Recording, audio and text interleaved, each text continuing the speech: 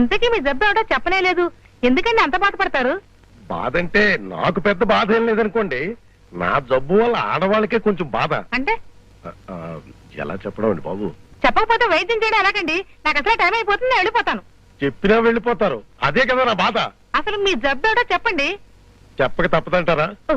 అయితే చెప్తున్నాను వినండి. నేను తుమ్మితే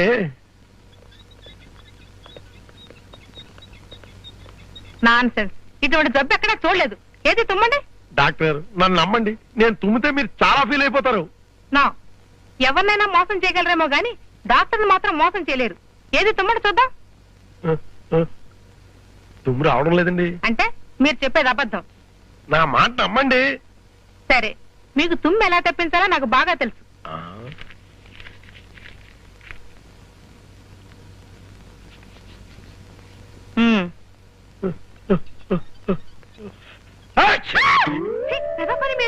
నేను చెప్తే నమ్మరా మీరు? ఆగండి డాక్టర్. డాక్టర్ గారు, నేను తుమ్మనాను, ఆవిడే బలవంతం తుమ్మించింది. అఘోరించారులేండి, పదండి ఇంటికి.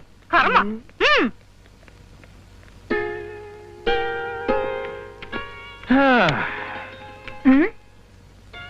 ఏమిటి?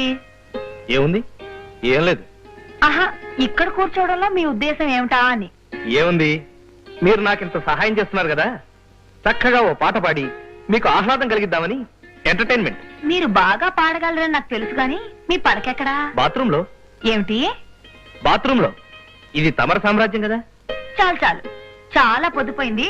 వెళ్ళి బాత్రూమ్ లో పవళించండి. తప్పదా? తప్పదు.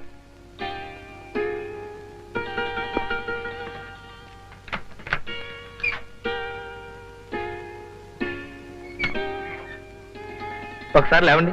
ఎందుకు? లేవని చెప్తా.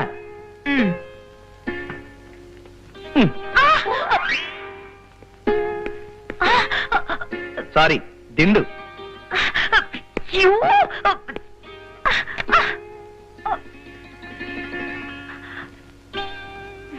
Good night. బాత్రూమే నయం, ఏసీ లాగా చల్లగా ఉంది.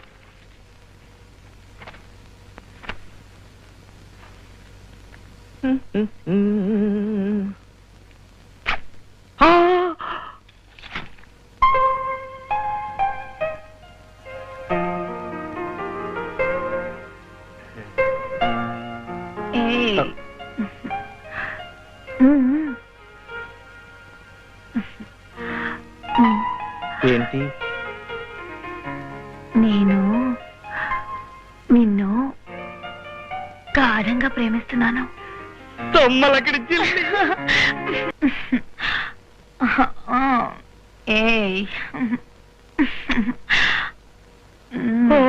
తొమ్మలక్కడి జిల్లి. మీరు ఇంకా నిద్రపోలేదా? మిమ్మల్ని మీ పని చెప్తాను రండి.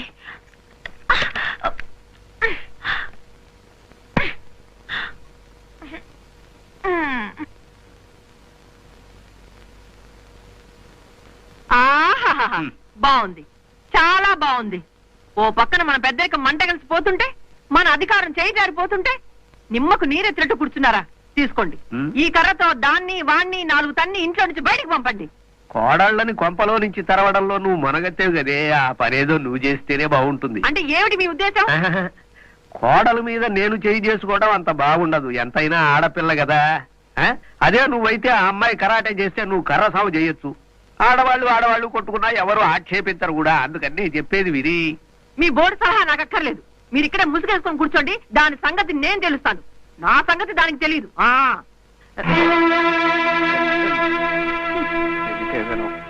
అత్తయ్య, ఆడవాళ్ళ మనకి 190 గొడవలుంటాయి. అవన్నీ ఇప్పుడు ఎందుకు?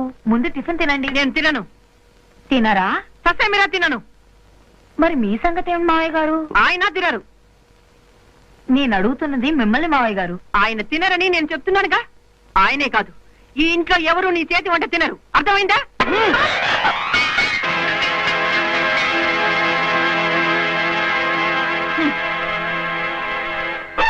బాగుందమ్మా, చాలా బాగుంది. కళ్ళకద్దుకు తినవలసిన తిండిని ఇలా నేలపాలు చేయడం చాలా బాగుంది. కేవలం ఈ తిండి కోసమే కొన్ని వేల మంది ఆకలి చావులు చేస్తున్నారు. నువ్వు చేసిన ఈ పనికి ఏదో ఒక రోజు నువ్వు పశ్చాత్తాపడతావు. ఉండండి, నేను శుభ్రం చేస్తాను.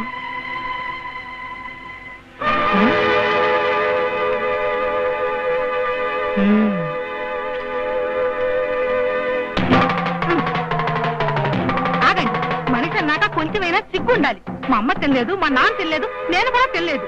ఏం పాపం మీ అందరికి అజిత్ రోగం వచ్చిందా? నోరు ముయ్యండి. మేమంతా ఆకలితో మలమల మాడిపోతుంటే మీరు మాత్రం తింటారా? అంటే మేము చచ్చినా పర్లేదన్నమాట. చేస్తే చావండి. లోకంలో రోజు ఎంతో మంది చేస్తున్నారు. మీరు తిండి తినడం మానేయడం వల్ల దేశానికి లాభమే గానీ నష్టమేం లేదు. మీరు తినడానికి వీలేదు అంతే. ఇదేమిటి, గడ్డివాము దగ్గర కుక్క తను తిందు ఆవును తిన్నివ్వదు అని మీరు తినకపోగా నన్ను కూడా తినొద్దంటారా అంటే? అంటే మేము కుక్కలమా? చచ్చా, పాపం వాటికి విశ్వాసం ఉంటుంది. అంటే మేము విశ్వాసం లేని వాడమా? అనవసరమైన ఆర్గ్యుమెంట్ ఎందుకు గాని భోజనం బ్రహ్మాండంగా ఉంది. ఇంత రుచికరమైన పదార్థాలు నా జన్మలో తినదంటే నమ్ము. నువ్వు కూడా గబగబ 4 ముద్దలు లాగించేసి. చిచి, సిగ్గులేని మనుషులు. పాపం ఏదో ముసలాళ్ళు లేవే. నేను వాళ్ళని అంటలేదు, మిమ్మల్ని అంటున్నాను. మిమ్మల్ని. ఏంటిదన్నా, నాకు సిగ్గులేదన్న విషయం నాకు ఎప్పుడో తెలుసు. నాకు సిగ్గుంటే అత్తారింట్లో ఉండి మీ అందరి చేత మాట్లాడేందుకు పడతాను. అది సరే గాని పనికి ఎలాగూ సాయం చేయవు, కనీసం తిండికైనా సాయం పట్టు. ఆ పాపిస్ దాని చేత చేసిన వంట నేను చస్తే తిన్ను. దేనికైనా అదృష్టం ఉండాలి. ఆహా, ఓహో, ఏం రుచి, ఏం రుచి. చిచి. Hi dear. Excuse me darling. Hi, నువ్వెప్పుడు వచ్చావు? నేను 9 లాంటి వాణ్ణి. అందమైన పువ్వులు ఎక్కడ ఉంటే ఎక్కడ, ఎప్పుడు పడితే అప్పుడు వాలడం నా speciality. Oh come on, meet my would be mister Vijay, my friend mister Mainavaram minor Babu. Hello, how do you do? అవును, ఈవేళ ఎప్పుడు నువ్వు ఇక్కడికి వచ్చావేంటి? జోక్ చేస్తున్నావా? పొద్దున ఫోన్ చేసి రాత్రి నా సుడికొస్తానని చెప్పావుగా. నువ్వు ఎప్పుడొస్తావా అని ఎదురు చూశాను. మెరుపు లాంటి నీ అందం, చిరునవ్వులు చిందే నీ రూపం, ఓహ్, చూడకుండా ఉండలేక నేనే వచ్చేసాను డార్లింగ్. ఐఎమ్ సారీ, నువ్వు ఫోన్ చేసిన విషయమే మర్చిపోయాను. కాబోయే భర్త సెలక్షన్ లో బిజీ అయిపోయి బాయ్ ఫ్రెండ్ మర్చిపోయి ఉంటావు. నో, అలాంటిదేం లేదు. అయితే పద వెళ్దాం, నీకోసం స్కాచ్ తెప్పించాను. 1 minute విజయ్ డార్లింగ్, నేను మా ఫ్రెండ్ తో వెళ్తున్నాను. రాత్రి వచ్చేసరికి ఆలస్యం కావచ్చు. మీరు భోజనం తీసి పడుకోండి. Okay, bye. Come on. అమ్మా, నాన్న, నేను ఇంట్లో పుట్టి పెరిగిందాన్ని. అది నిన్న కాక మొన్న వచ్చింది. నన్ను ఇంట్లో తరవేళ చూస్తుందమ్మా. నేనేదో పరాదాల్లో మాట్లాడుతుంది. నేను ఇంటికి చుట్టానట. చుట్టం చూపుగా వచ్చిందని ఇక్కడే తీసుకువేస్తే ఎలా? మీ అత్తారింటికి బాగుంటుందమ్మా. అంతమాటందా? దాని సంగతి ఇప్పుడే తెలుస్తాను. నువ్వు ఉత్తిరే తొందరపడి వెళ్ళకే. ముక్కు ముఖం ఏకం అయ్యేటట్టు కొట్టినా కొడుతుంది నీ కరాటే కోడలు. ఆ విషయం ఏమిటో వాడిని అడుగుతాను. రే గోపి, నాన్న ఏమైంది? ఎందుకు అలా అరుస్తున్నావు? పొరపాటున పచ్చిమిరపకాయ కానీ కొరికేసావా? ఏమిట్రా ఇదంతా? ఏదంతా? ఓహో, ఇంట్లో జరుగుతున్న మార్పులా? అన్ని సరిగ్గానే జరుగుతున్నాయి. కాంచనా ఈ ఇంటి ఆడబడుచురా. దానికి కూడా ఈ ఇంట్లో సమానమైన హక్కు ఉంది తెలుసా? ఝాన్సీ కరెక్ట్ గానే చెప్పింది నాన్న. అక్క బావ మన చుట్టాలే కదా. కాదు, ఈ ఇంటి మీద ఆస్తుల మీద మీకెంత హక్కుందో కాంచనకు కూడా అంతే హక్కుంది. ఆ సంగతి నువ్వు తెలుసుకోవడం చాలా మంచిది. ఓకే ఓకే, ఒప్పుకుంటున్నాను. కానీ అక్క ఇంట్లో అందరిలానే ఉండాలి కదా. ఇంటి పనుల్లో తను సహాయం చేయాలి కదా. బావ చేత తను చేయించే పనులు న్యాయంగా తనే చేయాలి కదా. ఆహా, పనులన్నీ చేస్తుంటే నీ పిల్ల కాలమే కాలంతో కూర్చుంటుందా? నా సంగతి మీకెందుకు అర్థం మొగుడు గారు? అన్నయ్య మాత్రం ఈ రోజు నుంచి ఏ పనులు చేయాలో ఆ పనులు మాత్రమే చేస్తారు. కరెక్ట్. ఓకే, సమ్మలక్కడి చెల్లి, కరెక్ట్ గా చెప్పావు. ఇవాళ నుంచి ఇంటి పనులన్నీ ఆడవాళ్లు, బయట పనులన్నీ మగవాళ్ళు చేస్తారు. అంతే. బావా, నువ్వు అర్జెంట్ గా రెడీ చేస్తే నీకు బ్రహ్మాండమైన ఉద్యోగం ఇప్పిస్తాను. ఉద్యోగమా? అవును. ఆహా, ఎన్నాళ్ళకి నాకు స్వతంత్రం వచ్చింది. వంటిల్లోది బయట ప్రపంచంలోకి వచ్చి 15 సంవత్సరాలు అయింది. ఓహో, సరే, 2 నిమిషాలు త్వరగా వచ్చాయి. 2 నిమిషాలు 3 నిమిషాలు అంటే నాకు తెలీదు. ఒక అరటికాయ కోసేంత టైంలో వచ్చేస్తాను. సరే బావా, తొందరగా రా. Okay okay. ఆర్యపుత్రి, ఏంటి హరిపుత్ర? నాకు ఒక గ్లాసు తేయాకు రసం ఇచ్చేదరా? గంట క్రితమేగా ఇచ్చాను. ఇచ్చావు, కానీ అది సమ్మలక్కడి జిల్లి అయిపోయింది. ప్లీజ్. అయితే పదండి.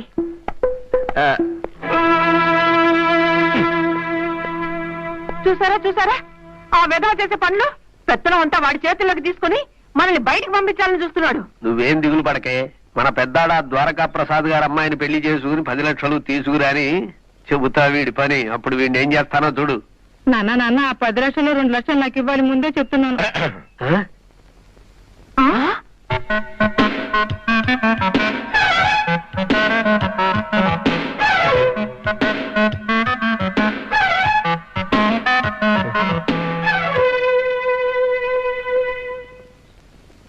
గోపి ఆ, గోపి నేను రెడీ.